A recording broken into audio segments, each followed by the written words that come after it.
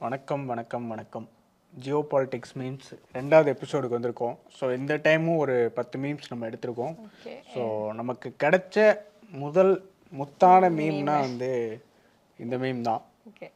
So இதில் பார்த்தோன்னா பாகிஸ்தான் பற்றின மீமு. பாகிஸ்தானில் பொருளாதார வீழ்ச்சி வந்து எந்த அளவுக்கு இருக்கு அப்படிங்கிறத மீன் பண்ணுற மாதிரியும், அதை விட பாகிஸ்தான்ல அவங்க வந்து வரி வாங்கியிருக்கணும், காஷ்மீர்ல வந்து வாங்கினா எப்படி, அது மாதிரி வந்துட்டு லாகூர் நீடட் மெயின்டெனன்ஸ் அப்படின்னா வந்துட்டு அவங்க நிர்வாகத்தை மெயின்டைன் பண்ணுறதுக்காக வந்து மக்கள்கிட்ட எந்த அளவுக்கு வரி வசூலிக்கிறாங்க அப்படிங்கிறத ஜோக்காக சொல்கிற மாதிரி ஒரு மீம். ஆனால் இது ஒரு சீரியஸான மீம்.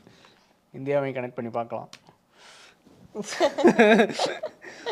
ஸோ இதுவும் வந்து ஒரு நல்ல மீம். ஆக்சுவலாக சிம்பிளாக சூப்பராக போட்டிருக்காங்க இந்த meme. You have to fight for America and you have to fight for me. Kamala Harris வந்து ஜோ பைடன் சொல்ற மாதிரி. ஏன்னா லாஸ்ட் மினிட் வரைக்குமே வந்து கமலா ஹாரிஸ் வர போறாங்கங்கிற ஐடியா யாருக்கும் இல்ல. ஜோ பைடன் ஜோ பைடன் அவர் வந்து விலகுவாருங்கிற ஐடியாவே இல்ல. அவரே வந்து வேற வழி இல்லாம சமாளிச்சுவாருன்னு தான் எதிர்பார்த்தோம். என்ன பண்ண, அவருக்கு அந்த டிபேட்ல சில டிசீனஸ் வர்றது, ஸ்பாட்ல மறந்து போயிடுறது, ஃப்ரீஸ் ஆகுறது, அந்த மாதிரி நிறைய அவருக்கு சில சிக்கல்கள் வந்ததால அவரால் ஒன்றும் பண்ண முடியல. அதனால அது லைக் பிசிக்கலா அவரால் ரொம்ப நேரம் நிக்க முடியல, பேச முடியலன்னா கூட பரவாயில்ல. ரொம்ப நேரம் நிக்க முடியல இல்ல டிசீனஸ் வருதுனாலும் பரவாயில்ல. அவர் வந்து பேரை கூட மாத்தி சொல்றாரு. லைக் புட்டின் வேற சொல்லிட்டாரு உக்ரைன் ஜெலன்ஸ்கின்னு சொல்றதுக்கு. அப்படி இருக்கும்போது அது பெரிய இஷ்யூவால பார்க்கணும். அவருக்கு ரொம்ப கன்ஃபியூஷன் ஆயிடுச்சு, வயசானவர் வேற. இது வந்து ஆக்சுவலாக ஒரு டார்க் மீம். இதை வந்து யூடியூப் அக்செப்ட் பண்ணுமான்னு தெரியல, வேற பயமா இருக்கு இந்த மீம் பார்த்தாலே. என்ன டெரரிசம் பண்ண போறீங்களா? Biggest fire work in Japan அப்படின்னு போட்டிருக்கா. ஆனால் அதுக்கு மேலே வேற எவனோ ஒருத்தன் அந்த கேப்ஷனோட போட்டிருக்கான். அந்த கேப்ஷன் எவன் போட்டான்னு தெரியல. நம்மளோட பெரிய பயங்கர டார்க்காக இருப்போம்ல. Japan has seen bigger. ஏன் அப்படின்னா வேர்ல்டு வாரில் ஜப்பான் மேலே போடப்பட்ட பாம் லிட்டில் பாய் பற்றின ஒரு மீம் இது ஆக்சுவலாக. ஸோ அதை மீன் பண்ணி இந்த மீன் போட்டிருக்காங்க. இப்போ நம்ம வீடியோவையும் பிரைவேட் பண்ண வைக்க வராங்கன்னு நினைக்கிறேன். இதை போட்டு இது ஆக்சுவலி பார்க்கும் போதே எல்லாருக்குமே புரிய, நம்ம சொல்லி எக்ஸ்பிளைன் பண்ணணுன்ற அளவுக்கு கூட இல்ல, பார்த்தாலே புரியுற ஒரு இதுதான் செய்ய. ஆனா நான் இந்த மீம் ஆக்சுவலா ஒரு பழைய மீம் வந்து இந்த வீடியோ வந்து ரொம்ப நாள் ஆயிடுச்சு. ஆனால் ஏன் வந்து அது போன எபிசோடில் எடுக்கலை. ஆனால் ஏன் பரவாயில்ல, பழசு தான், ஏன் எடுக்கணும்னு மிஸ் பண்ணாமல் ஏன் எடுத்தேன் அப்படின்னா, இந்த படம் பேர் வந்து போட்டிருக்கு இல்லையா, எண்டு கேம். இது வந்து ஒரு படத்தில் அந்த ஒரு படம், ஹாலிவுட் படத்தோட ஒரு பேர். அந்த எண்டு கேமில் என்ன ஆகும் அப்படின்னா, பிரசிடென்ட், யூஎஸ் பிரசிடென்ட் வந்து சுட்டு கொண்டுருவாங்க. அதுக்கு பின்னாடி இருக்கிற சிக்கல் என்ன அப்படிங்கறதான் வந்து கதை. அது வந்து இப்போ ரீசெண்டா நடந்த ஒரு கனெக்ஷன் மாதிரியே இருக்கு. ஸோ எண்டு கேம்னா இது. ஆனா இந்த மீம் வந்து முன்னாடியே போட்டாங்க, முன்னாடியே வந்துச்சு. அதுக்கப்புறம் தான் இந்த ட்ரம்ப் சுட்டது கதை அதெல்லாம் நடந்தது. ஸோ அதை பார்க்கும்போது இந்த மீம் வந்து எனக்கு இன்னும் பார்க்கும்போது இன்ட்ரெஸ்டிங்கா இருந்துச்சு. அந்த படம் பேர் போட்டனால இந்த எண்டு கேம் இல்லைன்னா அந்த மீம் ஒண்ணுமே இருக்காது, ரொம்ப நார்மலா தான் இருக்கும். ஸோ அந்த படம் பேர் வந்தனால ஆக்சுவலி இதுதான் இது ஆக்சுவலி ஸ்குவிட் கேம் பார்த்தவங்களுக்கு ஈஸியா புரிஞ்சிரும் அப்படின்னா. நான் பார்த்தது இல்லை, ஆனா எனக்கு இந்த கேரக்டர்லாம் தெரியும், சின்ன சின்ன கிளிப்லாம் பார்த்துருக்கேன். அதனால இந்த கேரக்டர் பார்த்ததுமே புரிஞ்சிருச்சு. இதுல நம்ம உண்மையிலே ஜோ பைடன் படம் இருந்தா கூட இவ்வளவு சுவாரஸ்யமா இருந்திருக்காது. ஆமா, ஆக்சுவலி இந்த கேரக்டர் தான் அது இன்னும் எலிவேட் பண்ணிட்டு இருக்கு அப்படின்னு. ஒரு சாடையில பார்க்க இவரே ஜோ பைடன் மாதிரி நானும் நினைச்சேன், நீங்க சொல்லிட்டீங்க. ஆனா உண்மையிலே இது வந்து ஒரு மீம்ங்கிறத தாண்டி ட்ரம்ப் வந்து அங்க அந்த காலை சுடப்பட்டதுமே வந்து இப்படி பண்ணுவாப்ல, பயங்கரமா இருந்துச்சு அந்த வீடியோ. நான் கரெக்டா அப்போ நாங்க காலைல அந்த டைம்ல கரெக்டா அவர் ஸ்கோர் பண்ணிட்டாருன்னு தான் சொல்லணும். அது பயங்கரமா அதை புடிச்சிட்டு இப்ப நம்ம பேசணும்ல, ஜோ பைடனுக்கு வந்து ஸ்பாட்ல வந்து கரெக்டா இருக்க தெரியல அப்படின்னு. ஆனா ட்ரம்ப் பாத்தீங்களா எவ்வளவு ஸ்ட்ராங்கா அது ஒரு இதா வந்து யூஸ் பண்ணிட்டாரு. ஒரு வெப்பனா சுட்டாலுமே நிறைய தமிழ் படத்துலயும் இந்த டெம்ப்ளேட்லாம் நம்ம நிறைய பார்த்திருப்போம். அரசியல்வாதிகள் அவங்களுக்கு அத வந்து நிஜத்திலேயே பண்ணி காட்டியிருக்காரு அவரு. உண்மையிலே அந்த மொமெண்ட்ல உங்களுக்கு தோணும், டக்குன்னு உயிரை காப்பாத்திக்கணும்னு தோணா, டக்குன்னு கையை தூக்கி ஒரு ரைஸ் பண்ணி அதை ஒரு ஓட்டா கன்வெர்ட் பண்ணி பயங்கரமா முதல்வன் அர்ஜுன் மாதிரியே தன்னை ஃபீல் பண்ணியிருக்காரு அவர் ட்ரம்ப் அங்க. ஸோ அது அந்த மொமெண்ட்ல பார்க்கும்போது நல்லா இருந்துச்சு அன்னைக்கு. இது வந்து ஒரு ரிலேஷன்ஷிப் தொடர்பான ஒரு மீம் மாதிரி. ஐ கேன் ஃபிக்ஸ் ஹிம் அப்படின்னு சொல்லி இந்த மாதிரி நிறைய மீம் வரும். எக்ஸாம்பிளுக்கு சொல்லணும் அப்படின்னா வந்துட்டு ஐ கேன் ஃபிக்ஸ் ஹிம் அப்படின்னு அந்த பொண்ணு வந்து சொல்றாங்க அப்படின்னா அந்த பையனை வந்து அந்த பையனுக்கு ஏதாவது மென்டலா ஏதாவது இஷ்யூஸ் இருக்கும். மென்டல் இஷ்யூ தான் இருக்கணும்னு இல்ல, அது என்ன வேணா ஏதோ இஷ்யூ ஒரு இஷ்யூஸ் இருக்கலாம். அவன் ஃபினான்ஷியலா இருக்கலாம், ஏதோ ஃபேமிலி சிக்கலா இருக்கலாம், ஏதோ ஒண்ணு அந்த மாதிரி இருக்கிறத வந்து நான் சரி பண்ணுவேன் அப்படின்னு வந்து அந்த பொண்ணு வந்து சொல்ற மாதிரி. அதாவது அந்த பையனுக்காக நான் இறங்கி வந்து அவங்களை காப்பாற்றுவேன், அவங்களுக்கு ஒரு சப்போர்ட் ஹேண்டா இருப்பேன் அப்படிங்கிறதான் அந்த இந்த ஐ கேன் ஃபிக்ஸ் ஹிம்ங்கிற மீம். ஸோ இந்த மீமில் இந்த மாதிரி போட்டு ஐ கேன் ஃபிக்ஸ் ஹிம் போட்டு கீழே வந்து அந்த பையனை வந்து ஃபிக்ஸே பண்ண முடியாது, அந்த அளவுக்கு கோளாறாக இருப்பான், அந்த மாதிரி இருக்கும். ஸோ இந்த மாதிரி எந்த மாதிரி போடாங்கன்னா இப்போ இலக்கிய மீம்லாம் எடுத்துக்கிட்டோம் அப்படின்னா ஐ கேன் ஃபிக்ஸ் ஹிம் போட்டுட்டு கீழே வந்துட்டு அவர் வந்து இந்த ரஷ்யன் லிட்ரேச்சர்லாம் படிக்கிற மாதிரி போட்டிருப்பாங்க. ரஷ்யன் லிட்ரேச்சர்லாம் வந்து ரொம்ப ட்ராமாட்டிக்காக இருக்கும், படித்தனாலே வந்து சாக தான் தோணும், அந்த மாதிரி இருக்கும். ஸோ அந்த மாதிரி டெம்ப்ளேட். இந்த வீடியோல நீங்க எவ்வளவு வயலன்ஸ் எடுத்துட்டு வந்திருக்கீங்கன்னு பாருங்க. ஃபர்ஸ்ட் என்னன்னா ஜப்பான், வேர்ல்டு வார், பாம்பிங், அடுத்து இப்ப மிடில் ஈஸ்ட், இதுல வந்து மென்டல் இல்னஸ், சாவு, எல்லாத்தையும் நீங்க சொல்லிக்கிட்டு இருக்கீங்க.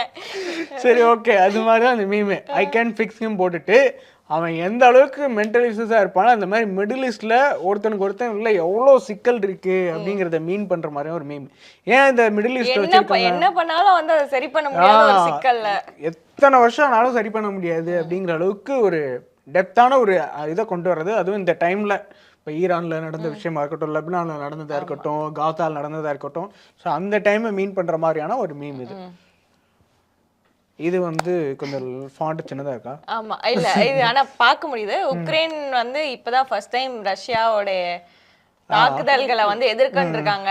ஆனா பாலஸ்தீன் வந்து கேக்குறாங்க இதுதான் ஃபர்ஸ்ட் டைமா அப்படின்ட்டு. இதுமே வந்து ஒரு பாப்புலரான மீம் தான், டெம்ப்ளேட் தான். இந்த டெம்ப்ளேட் இத்தனை வருஷமா நாங்க வந்து இதை பார்த்துக்கிட்டு இருக்கோம் அப்படிங்கிறதான். அதாவது பாலஸ்தீன் வந்து அசால்ட்டா அவங்களுக்கு தான் இப்போ அடி பயங்கரமா இருக்கு உக்ரைனை விட. அவங்களே வந்து இதான் முதல் தடவை அவங்களுக்கு அப்படின்னு உக்ரைனை பார்த்து கேட்குற மாதிரி அந்த அளவுக்கு வந்துட்டு பாலஸ்தீன் வந்து பயங்கரமா சஃபர் பண்றாங்க அப்படிங்கிறத உணர்வு பூர்வமா நகைச்சுவையா சொல்ற ஒரு மீம் இது. இது நம்ம லாஸ்ட் டைமே வந்து உய்கூர் முஸ்லிம்ஸ் பத்தி பேசியிருந்தோம், நிறைய பேசணும் உய்கூர் முஸ்லிம்ஸை பத்தி. உய்கூர் முஸ்லிம்ஸ் தான் ரொம்ப கஷ்டப்படுறாங்கன்னு நம்ம போன எபிசோட்ல பேசியிருந்தோம். ஆனா அதை விட கீழே ஒருத்தவங்க இருக்காங்க அப்படிங்கிறத மீன் பண்றதா இந்த மீம் ரோஹிங்கியா முஸ்லிம்ஸ். ஸோ நமக்கு நிறையவே தெரியும், நமக்கு நம்ம நிறைய பார்த்து இப்போ ரீசெண்ட் டைம்ஸ்லயே ஒரு 2-3 வருடங்களுக்கு முன்னாடியே வந்து ரோஹிங்கியா கிரைசிஸ்மே நம்ம எல்லையை ஒட்டி நடக்கிற ஒரு பெரிய கிரைசிஸ் இது. ஸோ அது தொடர்பாக நம்ம நிறைய நியூஸ் பார்த்துருப்போம். ரோஹிங்கியா முஸ்லீம்ஸுக்கு வந்து யாருமே குரல் கொடுக்க மாட்டாங்க, யாருமே அதை பெரிய விஷயமா பேச மாட்டாங்க அப்படிங்கிறத அவங்கள பேசவே இல்லங்கிறத மீன் பண்றதா இந்த மீம். நம்ம போனதுல கூட பேசுறாங்கன்றத தாண்டி அவங்க இருக்காங்கன்ற ஒரு எக்ஸிஸ்டன்ஸே காட்டாத மாதிரி இருக்கு, அந்த மாதிரியான ஒரு மீம் இது. நம்ம உய்கூர் முஸ்லீம் பத்தி பேசும்போது பார்த்தோன்னா அவங்களை பத்தி யாருமே சப்போர்ட் பண்ண மாட்டாங்க, அவங்களுக்கு பத்தி யாருமே குரல் கொடுக்க மாட்டாங்க, பாலஸ்தீன் முஸ்லிம்ஸ் மட்டும் பேசுறாங்க அப்படின்னு பேசியிருந்தோம். இது உய்கூர் ரோஹிங்கியா முஸ்லிம்ஸ்க்கு வந்து அதை விட மோசமா இருக்காங்க அப்படிங்கிறதா இந்த மீம். ஸோ அடுத்து இன்னொரு 2 வீடியோ மீம் எடுத்திருக்கோம் இந்த time. Homelander. So John F Kennedy நம்ம வீடியோ எடுத்திருக்கோம், ஆனா இதை யூஸ் பண்ண முடியுமா? யூஸ் பண்ணலாம், அட்லீஸ்ட் பிக்சராவது நாங்கள் யூஸ் பண்ணுறோம் உங்களுக்காக. ஸோ இது என்ன அப்படின்னா ட்ரம்ப் வந்து சுடப்பட்டப்போ வந்த இந்த மீம் தான். ஹோம்லேண்டர் ஆக்சுவலாக பயங்கரமான கேரக்டர். நீங்கள் பாய் சீரிஸ் பார்க்குறீங்களா? இல்லை, நான் பார்க்கலன்னா இப்போ தயவு செஞ்சு பாருங்கள், உங்களுக்கு ரெக்கமெண்ட் பண்ணுறேன். நீங்கள் பார்க்கலனாலும் நீங்களும் பாருங்கள், நானும் ரெக்கமெண்ட் பண்ணுறேன். இது என்னன்னா ஜான் எஃப் கென்னடியை வந்து சுட்டு கொன்றுவாங்க. அவர் வந்து கரெக்டாக கொண்டுட்டாங்க, அவர் இறந்துட்டாரு. ஸோ அது மாதிரி ட்ரம்ப்புக்கு வந்து சுட்டவங்க வந்து மிஸ் ஆயிடுச்சு குறி, அதை மீன் பண்ணுற மாதிரியான ஒரு meme. So John F Kennedy வந்து பார்க்குறாரு மேலேருந்து, அந்த மீம்லேயே போட்டிருக்கு, நான் சொல்ல ஹெவனா ஹெல்லோ எங்கேயோ இருந்து பார்க்குறாரு. இந்த மாதிரி எப்படா என்னைய மட்டும் கரெக்டாக சுட்ட, ட்ரம்ப்பை மிஸ் பண்ணிட்டீங்க அப்படிங்கிற மாதிரியான ஒரு இதில் வந்து பார்க்குறாரு அப்படிங்கிறது தான் இந்த மீம்.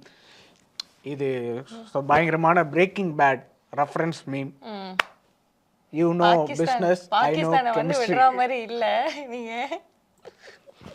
பச்சை சட்டை இல்ல, இது ஆக்சுவலி பச்சை தான், லைட்ல வந்து ஏமாத்திக்கிட்டு இருக்காரு, லைட்டா இலை இருக்கு. ஸோ இது வந்து என்ன அப்படின்னா பாகிஸ்தானுடைய பிரதமரும் அவங்க ராணுவ தளபதியும் சேர்ந்து எப்படி வந்து அங்க இருக்கிற ஜனநாயகத்தை இருக்குதான் தெரியல. இருக்கிற ஜனநாயகத்தை இருக்குன்னு நம்புவோம்.